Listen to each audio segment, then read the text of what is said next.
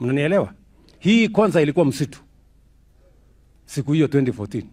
Kuanzisha hii ujenzi awamu ya kwanza ya hii mabarabara. Watu wakawasema huyu mtu ni wazimu. Ati anasema hapa itakuwa town. Itakuwa town wapi kwa kichaka? Saa hii kwanza hii si city.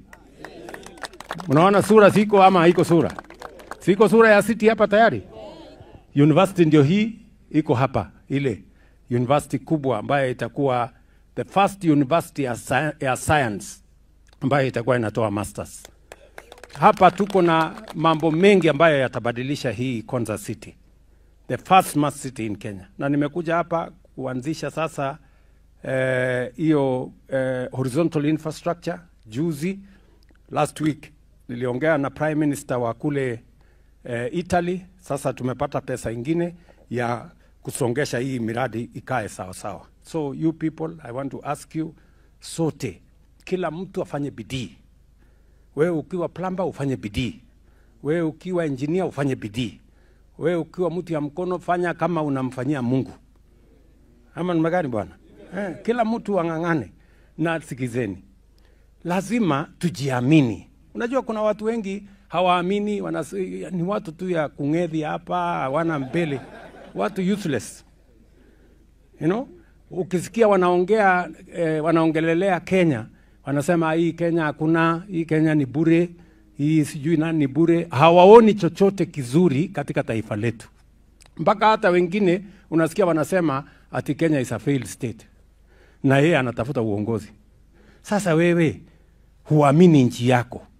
Huamini maana ya nchi yako. Unataka kuongoza hewa? My friends. Ama namna gani? You know? So lazima tujiamini, tuamini nchi yetu.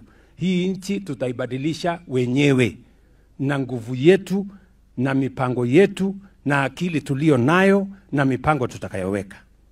Na ndio mnaona hata mimi nimetengeneza serikali ya broad based ya kuleta kila mtu. Kila mtu akae hapa ndani. Tupange mambo ya Kenya pamoja. Ama namna gani? Hii kuvutana, chuki, ukabila, watu kutengana inatuletea hasara. Waswahili wanasema umoja ni nguvu. Ama namna gani my friends? Tuendelee namna hiyo? Bas. Wacha najua nyinyi ni watu mko busy. Nisiwaongeleshe sana, najua mko na kazi. So asante sana. Asante kwa kutukaribisha hapa Konza na tunawapenda. Hapa wacha niwaonyeshe viongozi wetu hawa.